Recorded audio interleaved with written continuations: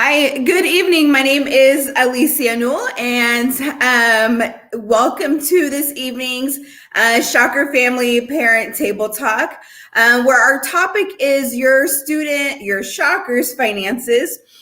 With us this evening is Courtney Lockhart, who serves as the Assistant Director in the Office of Financial Aid, and he's going to share information with us about financial aid, and we'll also be able to answer any questions that you may have. Ms. Kim Sandlin, who serves as the Director for Student Success. You are probably tired of seeing Kim and I, as we are on every session together. And of course, I am Alicia Newell, who serves as the Assistant Vice President for Student Affairs. I'm going to let Courtney and Kim will each introduce themselves, and then we will get started shortly. So, Courtney. All right. So as Alicia said, my name is Courtney Lockhart. I am the Assistant Director of Student Services and Outreach here in the Office of Financial Aid at Wichita State. I've been serving here in this office since 2014 in various roles, this being the latest role, of course. And I've been at the service of the institution, Wichita State University, since 2003. So I've been here for a little while. Thank you all for having me tonight. Hi, everybody. You're probably pretty familiar with who I am, but my name is Kim Sandlin, and I serve as the Director of Student Success. First generation alum of the university. Love helping students, love helping parents, being your partners in the transition to college, especially for those of you who are parents of new students. But we may have some parents of current students tuning in tonight as well. So we welcome you all. We're excited to be here tonight and hope you get a lot of information that is helpful. So with that, Alicia, do you want to turn it over to Courtney, I think, just to talk through some financial aid stuff? That's our topic tonight. Take it away, Courtney. Okay, so there's so much to cover in financial aid, but I think we will start at the FAFSA. So the free application for federal student aid, FAFSA. This is the application that really gets you into the game as far as financial aid is concerned. So completing this application is not mandatory. You are not required to do so. But if you want to be considered for financial aid, that is an application that you would need to complete. As part of completing this application, you'll need what's called a FSA or a Federal Student Aid ID. You'll go online at studentaid.gov. And literally, that's the only website that you'll need to go to for your FAFSA, for your student loans, for anything, is studentaid.gov. They've actually compacted everything and made it manageable from that one website, as the screen says there. So really, you can start there, start the application. You will need a federal student aid ID if you are a dependent student. That means you have parents that you will put on your FAFSA. That means that you are not married, that you don't have children, and several other things. If you're active duty in the military and several other requirements that would consider you as independent for the purposes of the federal government. So what you'll do, if you have parents on there, then one of your parents will also need a FSA or a Federal Student Aid ID to complete that application. After completing that, well, let's step back. You'll need your taxes, any income information, documentation you'll need in that. You'll need all of your household income information, what you have in your bank accounts, savings account, and things like that. You'll need all this information to put together in your application so that we're able to determine what you're eligible for as far as financial aid goes. Once you submit that to us, that takes about 3 to 5 days to process. And then we will send you an email to the student's WSU email account. which is their Shocker email account. That's really how we communicate any important information from our office is to that WSU Shocker email. And there's so much more detail, but really, so the meat of financial aid, getting the application completed, really setting an appointment to meet with our office. And because of the pandemic, we expanded our reach. So we were, of course, doing in-person appointments, walk-in visits, and things like that. The pandemic actually afforded us the opportunity to stretch out and actually branch our services. So now, of course, we're meeting online, and we've actually been in several different countries doing financial aid appointments, whether that's by Teams, Microsoft Teams, whether that's by Zoom, whatever the case may be. We've had long distance appointments with students that we've taken care of their financial aid questions and gotten them all of the assistance that they needed at the time. So if you want to set up an appointment with us, it's written there on the screen. So it's wichita.edu /FinAid appointment. And so that will get you in with one of our representatives. We are also taking in-person appointments again. And so you can actually set up your in-person appointment by visiting that link there.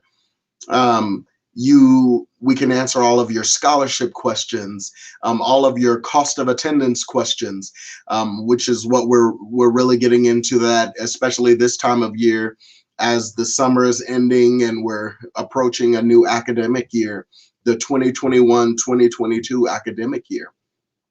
And so right now we're receiving a lot of documentation for students that may still be missing documents.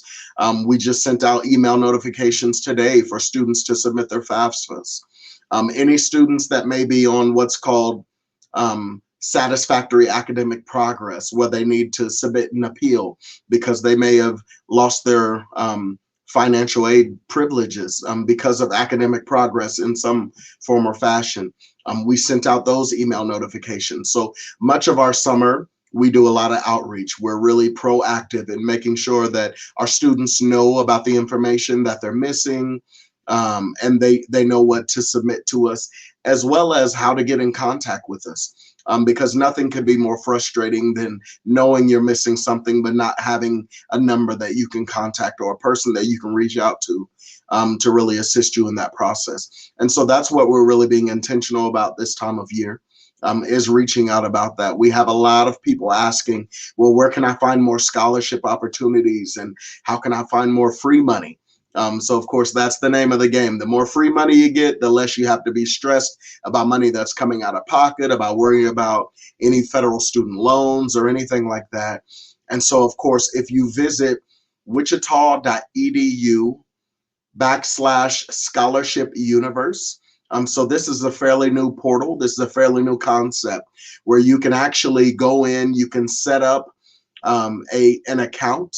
On Scholarship Universe, you'll set up your platform, your own platform, and what it'll do, it'll act as a middleman, as a median agent, if you will, and it will notify you weekly about new scholarship opportunities based upon this profile that you've established and that you have created in Scholarship Universe. It asks you several questions about your interest, about maybe the program of study that you're going into. There's really just some phenomenal opportunities for you available at Scholarship Universe.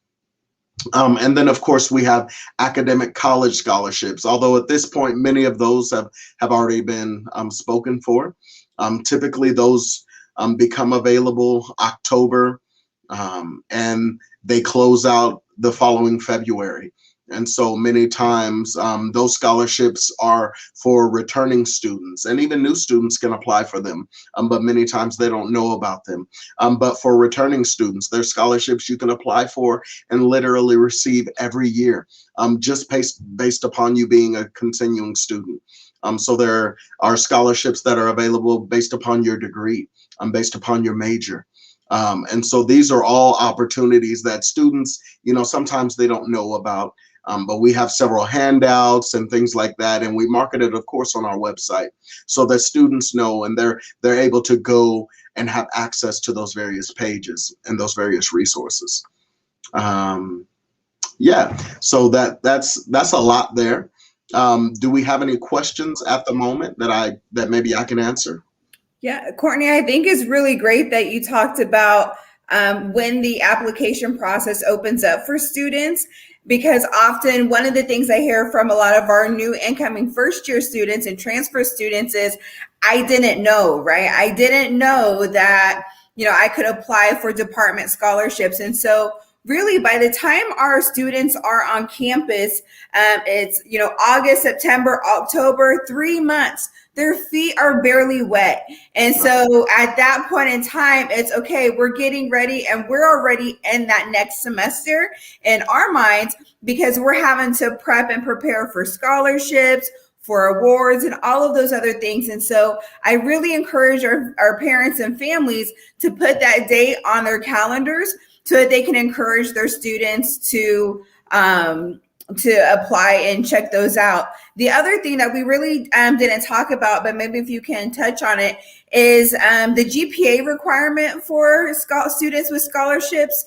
Sometimes this is like a shocker or a surprise of, oh, my student scholarship was taken away because they didn't meet the GPA. How do I know if my scholarship has a GPA requirement? Can you talk a little bit about that? Sure, absolutely. But before I address that, I also want to mention that in October, that's when the FAFSA becomes available. So literally they're freshmen for the first couple of months, and then they're already having to consider applying for the application that's going to be considered for a whole nother calendar year later.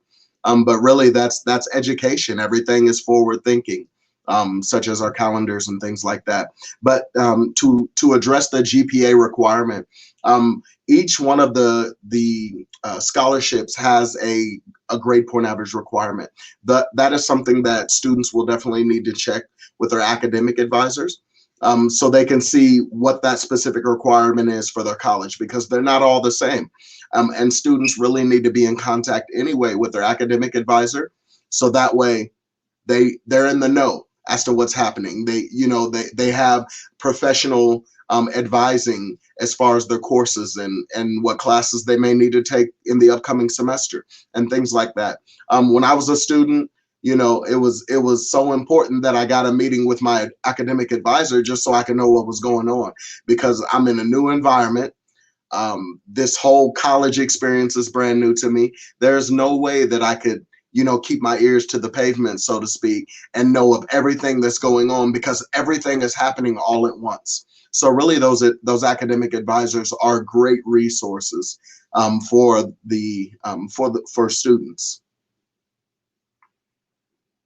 Oh, you're muted. I'm trying to be a good steward, and yeah.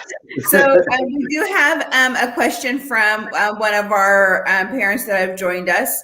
And the question is, would it be advisable to try and make an appointment when they come for new student orientation? And so Leah is interested, is that really a busy time? Should they go ahead and feel free to stop in? What does traffic look like around that time? So those are, I believe this year they were coined new student kickoff days, correct? So absolutely. We actually suggest that they come in that day. We already anticipate for traffic to be high. Throughout the week, we typically allow our advisors to be offset. So some of them may be remote, working from home, or wherever remotely that day.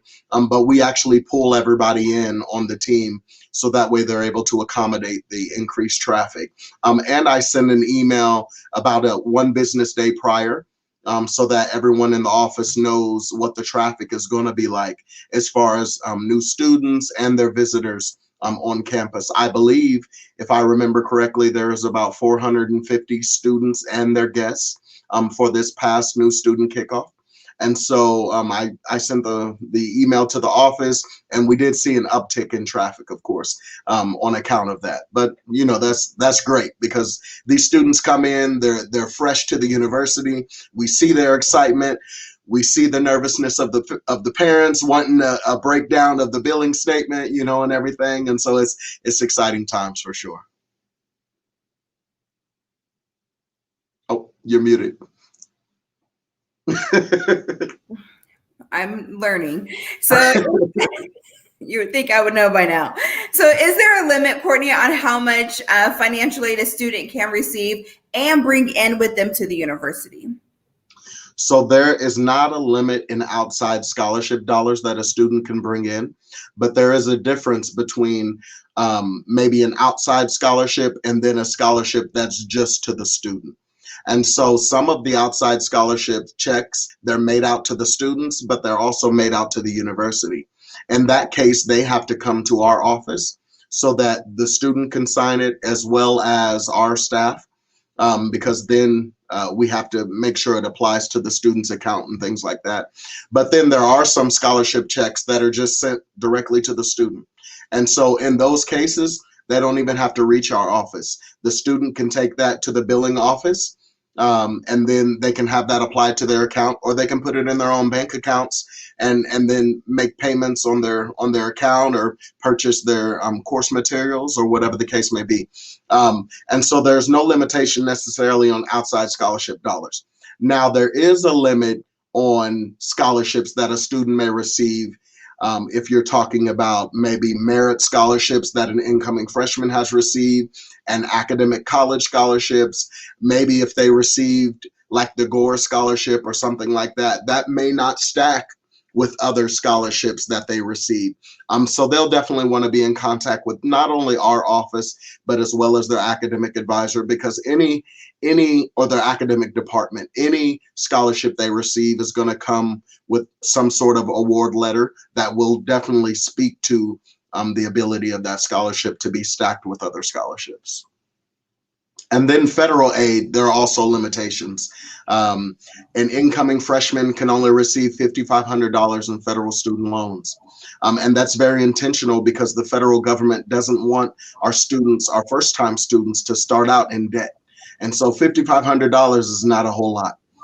So that's why we have to push a lot of times to talk about scholarship opportunities, to talk about what's being brought to the table, as far as what their parents or what other resources they have available. Any 529 plans, which don't come to our office, which are the savings plans. Basically, the parent has contributed to this savings plan for so many years in the student's life, and they can access that once they come to the university. Those will then go straight to the billing office, to accounts receivable. Okay. And so a question about, what if the FAFSA overestimates how much the family will contribute, or if the family household changes mid-year? So say someone was either laid off from employment, how do the families go about adjusting the aid for their student? So we have an appeal process, and we know this, we see this a lot in our office. The FAFSA is actually processed based upon tax years from 2 years prior. So we understand that a lot of life happens in the span of 2 years. And so if that is the case, where maybe there's been a loss of employment, or, whatever else the case may be, maybe they had a baby. So that's going to actually take away some of those dollars and split those out more, in the household. And so they can come to our office and talk to us about this appeal process, which is called a professional judgment. Excellent. Lot of great questions. Keep them coming. This is exactly why we bring the experts directly to you, is to be able to get a lot of these questions answered. A great question that was answered regarding outside scholarships, and this is something that we get a lot, is Have you received it? How do we know? And so I think this is one thing. And unfortunately, our partner from Accounts Receivable was not able to join us this evening, but we do plan on scheduling a session directly with their office to make sure that we get some screenshots and share that with our families, and we'll send out notification when that's up on our YouTube channel, because that is really imperative, being able to have that breakdown.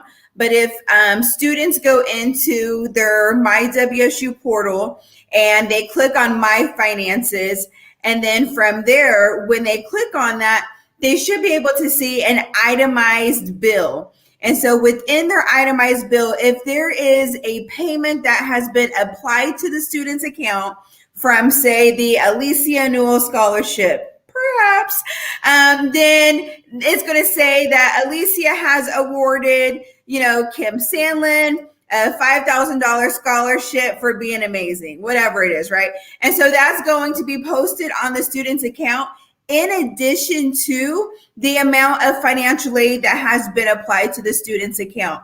If there is any remaining balance that is owed. So when Courtney talked about, there is typically, that $5,500, that's a lot, but it's not a lot of money that's going to cover all tuition and fees plus housing. We typically have a gap, correct, Courtney? And so when we talk about this gap that is unmet need, that's where you'll see, okay, you have a balance on your account that's due. And so the Office of Financial Aid will send, or of Accounts Receivable will send out reminders to set up a payment plan. And so if you see that payment of, oh my goodness, I owe $3,000 still, or $6,000, whatever that may be, do not freak out. You'll be able to set up a payment plan, and we will have our Office Accounts Receivable walk everyone through that, of what that looks like and when the deadline for that typically happens. And so we will make sure we get all of that other information posted as well. We had a couple other questions I wanted to get to. Sorry, I'm kind of going through here. And so timing of billing, when to submit outside scholarship checks, 529 payments. So we kind of touched base on that already. As soon as you get them, you can send those in directly to the Office of Financial Aid or Accounts Receivable, and those will get posted to the accounts. And one thing as well, Alicia, I can speak to the last date that they need to actually have a payment plan set up, or have the account paid off. And so if they're in housing, there's automatically going to be a payment plan established for the students. So that's 4 monthly payments that housing will be split up in. Financial aid is a little bit, or their tuition and fees is a little bit different. Any payment that they need to make or to pay it off in full, that needs to be done by August 27th. So that is the date that they need to at least have some sort of payment arrangement, or whatever the case may be, set up on their account for the fall semester. Perfect. And, folks, I don't want you to freak out and say, oh my goodness, I don't remember these dates. If you sign up for the Shocker Family Parent Newsletter, we will provide these dates to you the first of every month. The first Friday of every month. And so we will send you gentle nudges and reminders every month, just to saying, hey, this is what your students or you should be doing at this point in time. And so feel free, put the pencil and paper down. We will send that all to you. You can also go back and watch the recordings later if that's something you so choose to. Another couple questions that really aren't directed to financial aid, but Kim, do you want to talk about do instructors post midterm grades? And then when we talk about an advisor, is that an academic advisor? Is that the person who helps set up the schedules? We talk about financial aid advisors, a lot of different advisors. So do you want to talk about that real quick, Kim? Sure, you bet. So the first question that you had mentioned about midterm grades, no, instructors are not required to post midterm grades. Many do. That's quite helpful, as you can imagine. Hopefully your student will receive a little bit of academic feedback, earlier than midterm so that they know how well they're performing. It is not required by the university. There were very few who were actually very few faculty members going through that process of recording midterm grades. So really, that's not, you should be checking grades and your students should be checking grades before midterms, right? So after the first exams, which normally hit about week 3 or week 4 of the semester, is when you should really start looking for some of that academic feedback. You as a parent will not have access, even if your students grant you the proxy access, which is the FERPA access, which is the academic record access. That does not give you access to grades during the semester. It only gives you access to the grades at the end of the semester.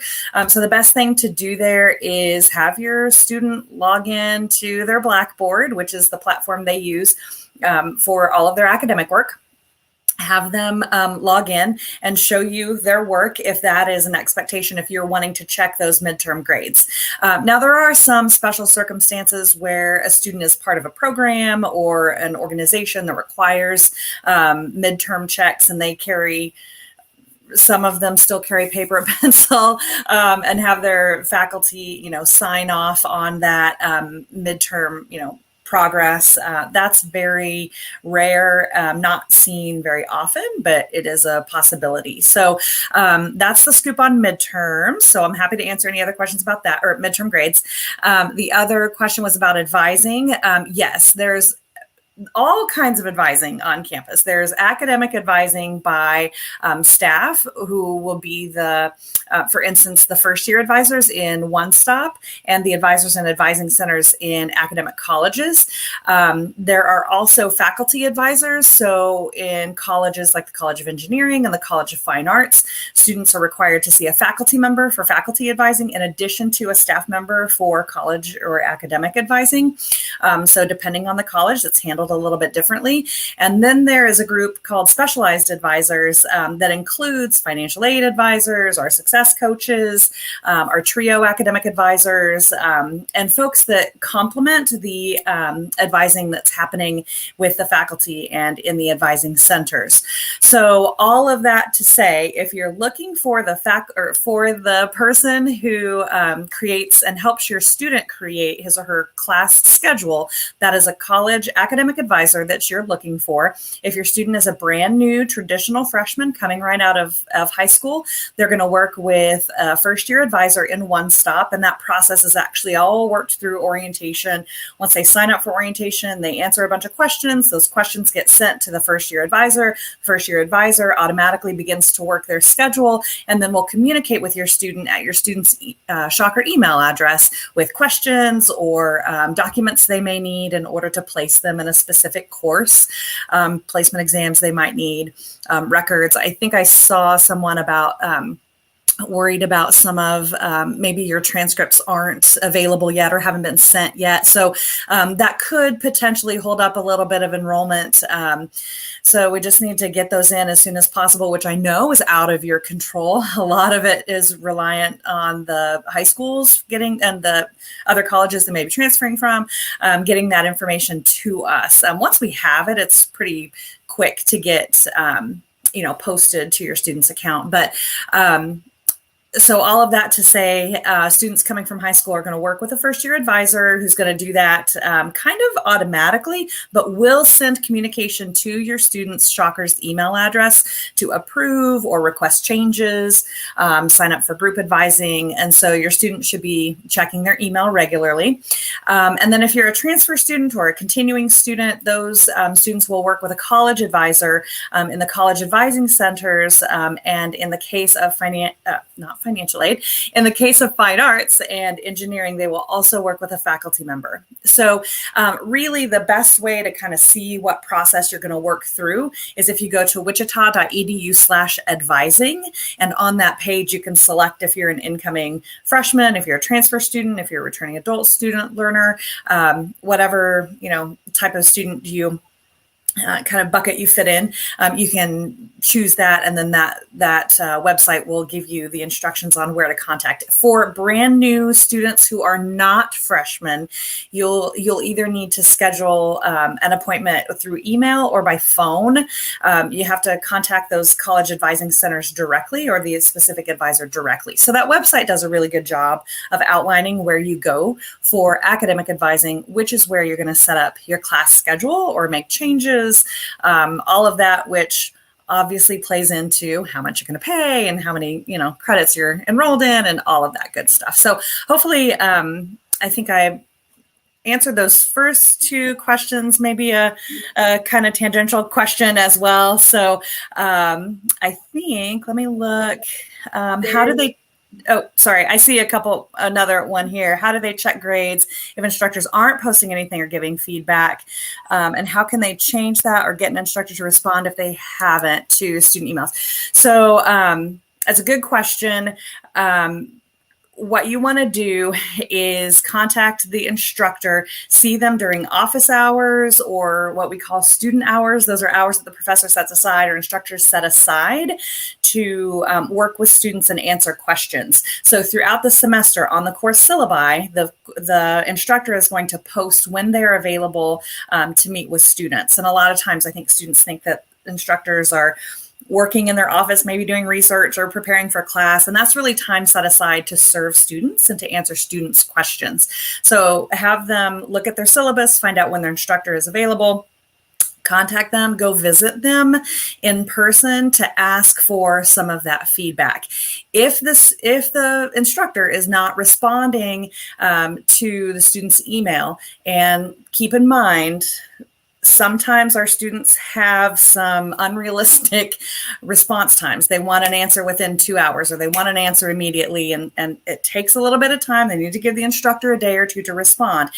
If they have not heard from their instructor, then they can work their way up, which they want to always start with their instructor. If they don't hear from them, they go to the department chair. If they don't hear from the chair, they go to the dean. If they don't hear from the dean, they go to the provost's office. So there's a whole ladder there, and we can help students work their way up that ladder if we need to, and depending on their specific circumstance. Oh, yeah. Question, Courtney, around federal work study. And this is something that we have a couple questions in the queue about work study and how do they know if a student qualifies for work study. And a great question was also, are campus jobs work study only? And so take it away. What does work study look like at Wichita State? Okay, so if work study can go a couple of different ways. So first, a student can opt to be selected or be reviewed for work study eligibility on their FAFSA. If they didn't do that, there's no need to go back and edit the FAFSA to see if you're eligible. What'll happen is actually in the coming month, students will be able to go to Handshake. So this is an application that they'll be able to set up on the Wichita State website. It's part of the Shocker Career Accelerator. So they will set up a Handshake account and be able to find a position on campus. So there are various positions on campus, not all of which are federal work study eligible. Some of them are federal work study. Some of them are just student assistant positions that they really want student workers for. And so students can, if they find a job on campus that they really enjoy, if they are interviewed for that position, the department that is interviewing the student can contact our office to determine if you're eligible for federal work study at that time. If you are, Perfect. We have someone who actually oversees the federal work study program. And so she will do what she needs to do to make sure that your employer gets the right form so they can complete if they're interested in hiring you for that federal work study position. And then they will return that to one of the staff person here in the Office of Financial Aid. And then that federal work study award in the amount of $4,500 will be placed on your account.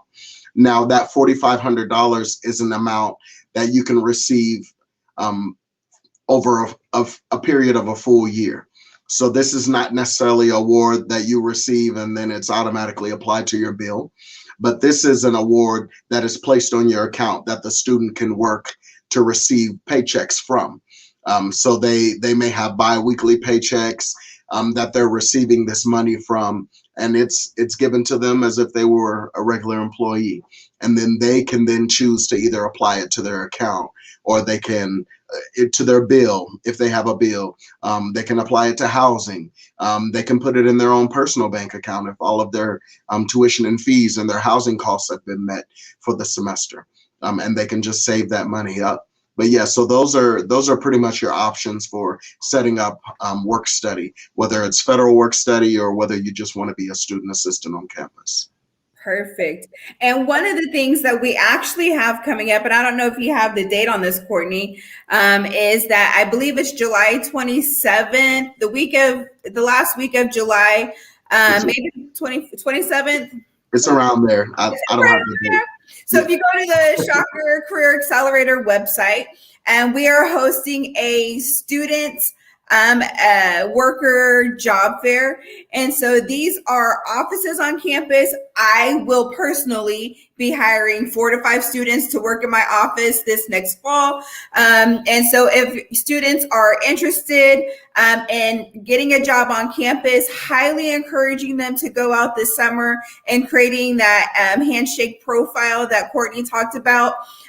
This is where individuals will be able to come and do the job fair, either meet in person or virtually on July 22nd. Thank you, M. And it's a great job for them to get connected, not only with people on campus, but just having students work on campus. It is, I think Kim and Courtney would agree. The university closes at 5. Some offices maybe 7, but there's no long evenings. There's hardly any weekends. And we really try to work with our student schedules. And so they are a student first and they're a worker second when they work on campus. And making sure that we're giving them those applied learning skill sets that's needed in industry, and making sure that we're helping to develop them beyond what's handed and learned in the classroom. And so a lot of opportunities within the Shocker Career Accelerator area. That's an upcoming event. Again, we'll share that information out on our website, on our social media. So make sure that you like and follow us there as well. And so in addition to that, there was a great question. Newsletter, Susan, we got you taken care of. Checking grades, Kim talked about that. But Tawanda, you wanted to ask about the work study, but there was a question really on how to look at the itemized account. So I am pulling mine up because I'm a student again, and just telling you where you need to click at in your student's portal. And that way you can have some time between now and when we get the video set up to where you'll be able to see what you should see. And if not, a great opportunity to ask questions once we get that up online. But again, when your student goes into their My WSU portal, at the top is the little banner, and they will click on My Finances. Once the student clicks on My Finances, on the right-hand side of the screen, there's a green box that says Accounts Receivable Links. When you click on the Student Account Suite, that is where you are going to see where your itemized student bill is. And this is where you're going to say, okay, what's the damage? What are we looking at? And so when I look at the My Finances bill, I see a balance that is listed at the bottom. And so if your student is already enrolled in classes, their balance and their fee bills has already been applied to their account. And so if you click on, fall 2021 in that account suite, it will give you a itemized description of what is the cost for tuition, what is the cost for student fees, if your college has mandatory fees or anything in addition to that, course fees, those will be listed out, and it'll let you know exactly what you are paying for by line, which is great. This is something new. It's in real time, so it's amazing. And so from here, you'll be able to see each individual area. So again, when we go back and we're talking about housing, you'll be able to see what that housing amount is, and also what is that amount due for that month if you do select a payment plan for housing or for whatever that may be. And so again, just play around in the portal. Please encourage your students. And I'm going to tell you, have your students play around in the portal. You also may want to get familiar with it. You can't mess anything up. I promise. If so, Kim and I, we would have already messed it up and it would have been fixed. So play around. If you do mess something up, don't freak out. We'll walk you through that. But also I want to encourage you, if you have questions, if you go to wichita.edu/one-stop, this is my to-go. People think it is like a secret. It is no secret. This is the best place on campus to go to get screenshots of what does it look like, what are the step-by-step processes, because they have it all set out there for you. And so I think there was a parent who wanted to know about proxy access and how do we get all of that. If you go, Rick and Lisa, if you go here to wichita.edu/one-stop, it's going to give you that step-by-step process of, just type in proxy and it's going to pull it up. And so hopefully that'll help you until we can get this link up for the other video. Go ahead, Kim. I did want to just mention the proxy access is typically used for the FERPA access, which is the academic access.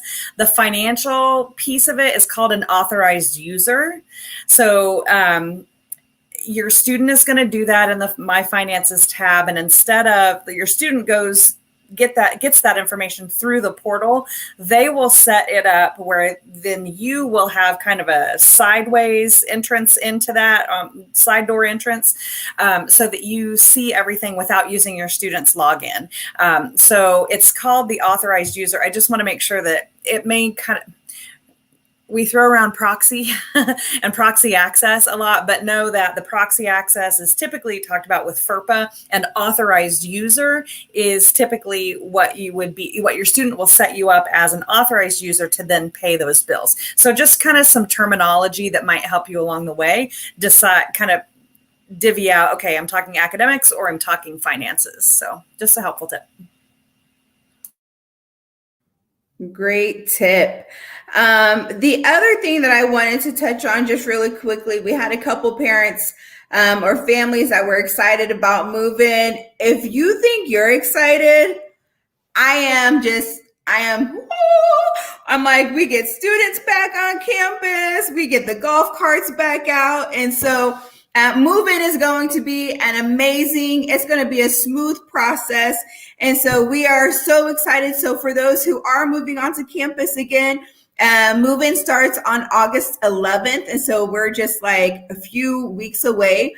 And so on August 11th, if your student has not yet signed up for a move-in time, that has been emailed to them already, they'll just need to go online and select what date, what time. We are moving students in 30-minute increments or intervals. And so it's really important that they do sign up and we adhere to those time frames. That's to keep them and you safe from having a lot of crowding and bunching all in one space. And so when you move your student in, we're moving them in, right?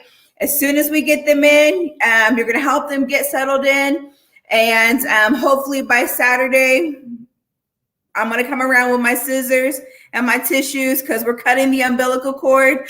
And so not really, but we really want to make sure that the students are able to go to dinner with their floors and making sure that they're building that community. and really, trying to find their tribes and really just meeting other students those first couple days, because that is really critical. Kim and I talk about this a lot in almost all of our sessions. And so we look forward to seeing you at Move In. And Courtney hit on something really, really important earlier when he said this information is sent to your students' Wichita email address. They're at shockers.wichita.edu email. Kim talks about it at every orientation. I talk about it every time. And so from this moment forward, information no longer is being sent to you, the parent. It is being sent to your student. And so if you've not received anything, that's correct. We're not sending it to you. We are sending it to your student, who in return needs to be accountable of checking that frequently. I think Kim and Courtney and I, we would agree, we want them to check it daily. I know that's not going to happen. If they would, great. But a lot of times that information is already in their inbox. They just have to make sure that they're going through that. And so making sure to check that information, especially now up until that first couple weeks, before classes, because they're getting a lot of invitations and reminders. And a parent had said, hey, my school hasn't sent the transcript. And their final transcript. And so that could very well be holding up financial aid if they've not yet been admitted to the university. And so if they've been provisionally admitted, they're fine. Their A is being processed. Everything's in motion. But if they're waiting for that final transcript to be fully admitted, then we have a problem and they are stuck. And we need to get them moving. And so making sure that they're checking those emails because all of that information and reminders are going to be sent to them at one time. I do want to make sure, there was a question earlier, the advisors, the first year advisors of our new traditional freshmen coming in, they are going to also be communicating to the students that way too. So when when their class schedule is built, they are going to reach out to the students at their Shockers email account. They're going to reach out to their student email account for the group advising that they need to complete. So that's really, really important reminder. And I think I saw a question earlier about how many times will the advisors change the schedule. That's a good question. It typically shouldn't happen very often, honestly, unless the student is requesting the changes, unless something happens with a class and the department is no longer offering it, or something happened with the instructor and so they had to make some switches around. That can happen, but it's not a typical thing for the class schedule to change a lot unless the student makes those changes or requests those changes. So again, if you're somewhere in that enrollment process, our new freshmen will see they're in the portal, which is the portal to their lives, right? When they go to the My Classes tab, there's in the upper left-hand corner, there's a new student information box, and those schedules are going to be available there, and they need to approve them. And so check that box if you're unsure if your student, or have your student check that box if they're unsure and they say, I haven't gotten my schedule. And you're like, that sounds fishy to me. Have them log in and have them check it out. Chances are that there's some information waiting for them. So. And so, Sherry, folks, I did not mean to scare you. I'm sorry.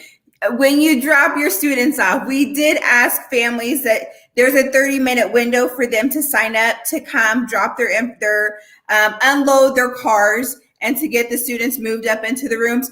You are more than welcome to stay the time frame that you need to stay. I know parents want to help unpack. We have Target runs and all kinds of things that are going on, just helping to get your students settled in and comfortable.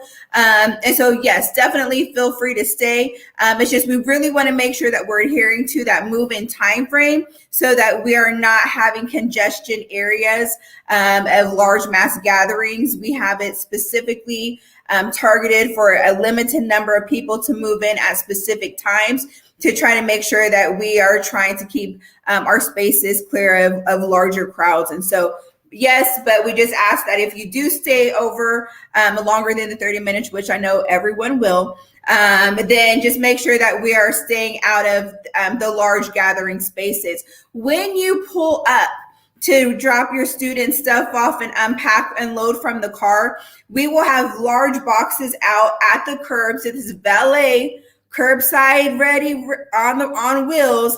We're going to unload everything into these boxes and wheel it up to your student's room. So tip number one, as you pack your boxes or whatever it is, trash bags, whatever your students bringing their stuff in, if you can get a Sharpie, a label, and put their first and last name on it, and then their room number. So if they're in A211, 2115, you're going to put Alicia Newell A2115. And that way, if your student stuff in the box gets separated from your student, we know where we're moving it up to. Okay.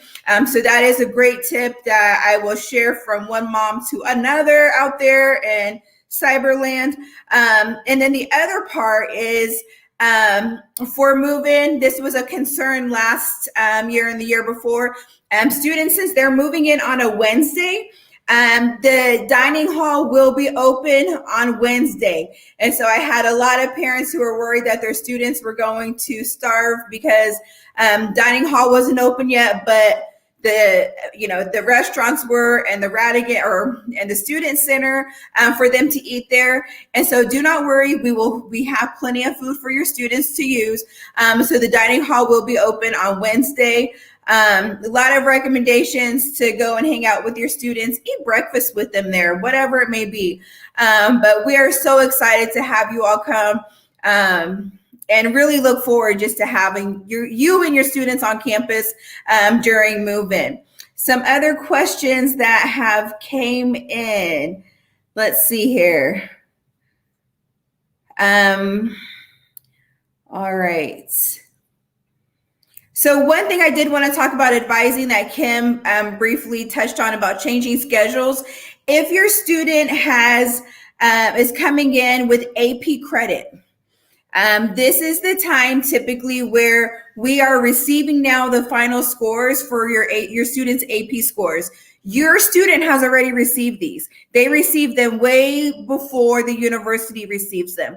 If your student already has that and they passed that section for AP credit, you may want to have them go ahead and send those in to their advisor so that they can adjust the schedule. This is typically where we see a lot of changes where it comes to math. And so maybe a student was put into Calc 1, but they took, the credit for, AB for Calc. And so now they get to go into Calc 2 or English, whatever that may be. Make sure that you work with your advisor directly, your first year advisor, and we can get that changed. Twanda is correct.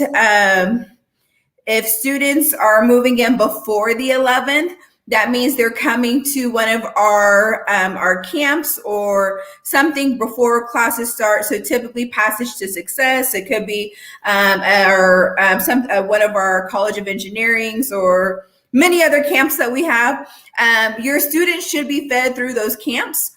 And so meals will be provided within those camps. If they are coming on their own just because they need to move in prior, the student union will be open and available for them to have meals. And so we encourage them to get their meals to go there. We also have our food pantry available. You can stock them up with some things from the grocery store to keep in their room. Peanut butter and jelly, can't go wrong, right, folks? A little bit of ramen. They're college students. No, but yes, please try to pack them some snacks, I guess.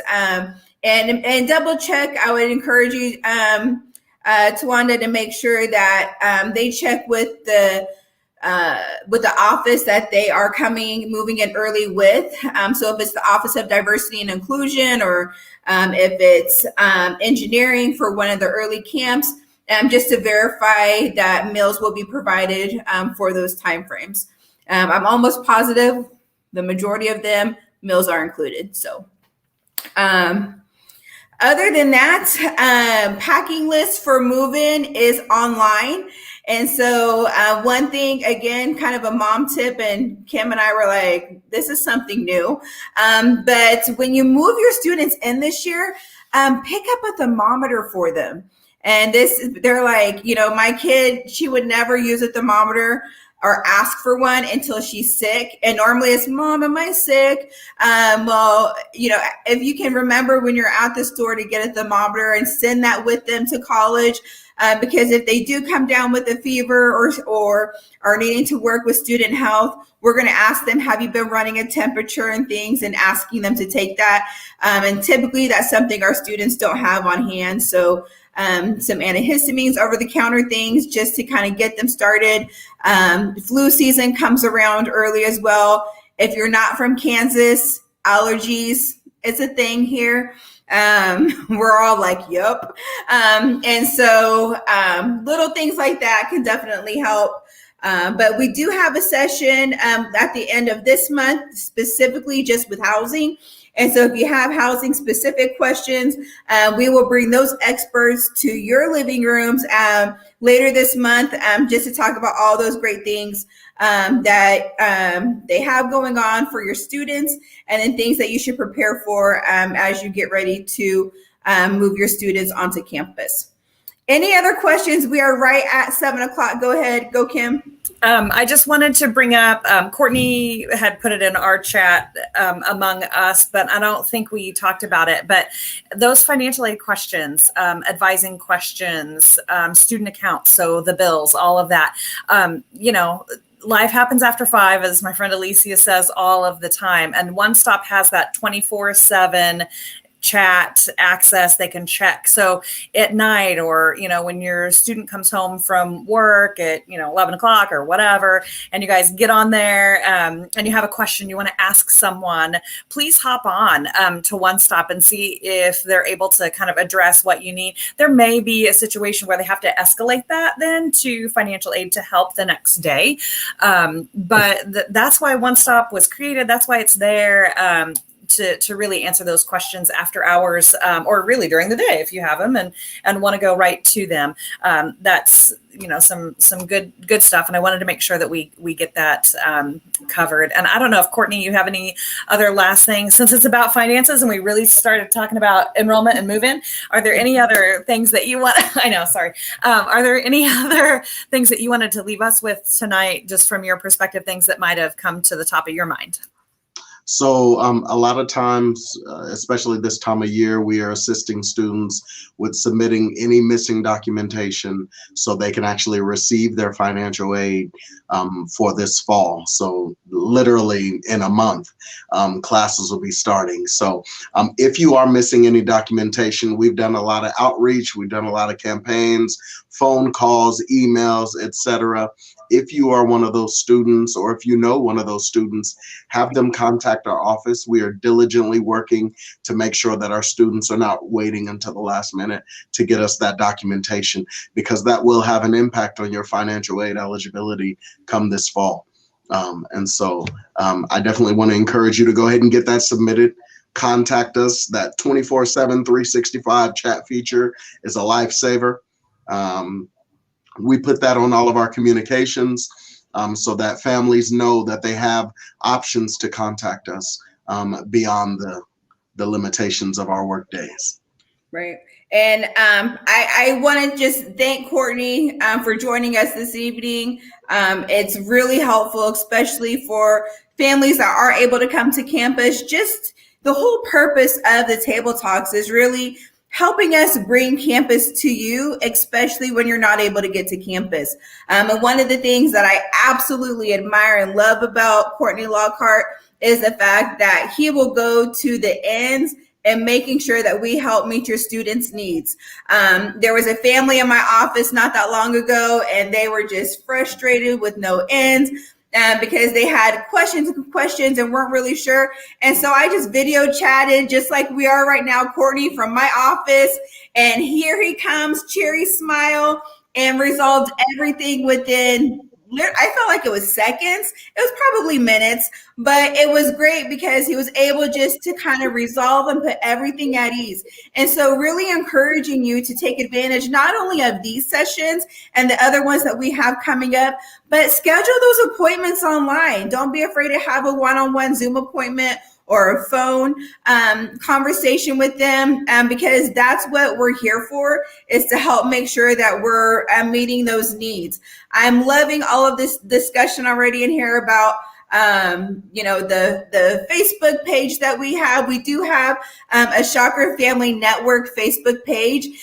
This is a page that is directly it is all led by parents. And so if you have questions about things students need, don't need, what works, what doesn't work, I'm going to give you my experience. What better to have it than from another parent and their student's experience? And so I encourage everyone to go there. Again, that information is in the Shocker Family Parent newsletter that we put out every week or every month. And so check that out. If your student does not have their ID yet and they're moving in and you're out of state, do not worry. We will give them a temporary card for the move-in process. And then Monday, when campus opens up, they'll be able to come to campus to get their ID. We have a couple other sessions this summer. Or go ahead, Kim. Sorry, I would just say typically the Passage Success students will come through the last in-person orientation program, so the New Student Kickoff Day. And so that they will get their ID at New Student Kickoff Day. So they check in and then we send them over to get their IDs done so that they're done first thing when they get there. So that's an opportunity for your student to get your ID if they are planning on coming to that last program. I think it's on the 13th of August. Perfect.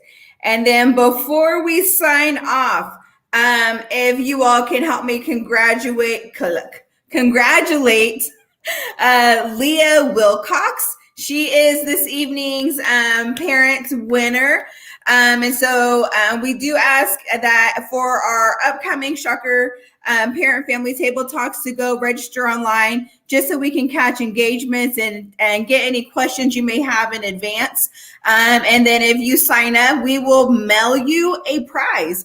And so this evening's prize is a $50 Shocker dollars for your students. And so we will be applying that to your student's account, and they will be able to utilize that in the union to eat at, we have a new restaurant coming, which I am so excited about, but they can eat at Panda, at Chick-fil-A, Freddy's, down at the grill. And so congratulations, Leah. Maybe your student will take you now to lunch when you come and bring them to campus. And so exciting times. Other than that, feel free to stay connected with us on social media. Kim and I, our information is out there on the web, as well as Courtney. But again, thank you for joining us. And we look forward to seeing you. We have another one tomorrow that talks about I think tomorrow's is students who need accommodations. Mm-hmm. And so if you have a 504 plan or IEP. Thank you, Kim. I just went scattered. But we can definitely help with that, and we will be bringing in the expert, Miss Isabel Medina Kaiser, who was our Director of Disability Services, to talk with folks about accommodations on campus and making sure that we help your students have a smooth transition to the university. And so without further ado, thank you for joining us tonight, and enjoy the week, and go Shocks.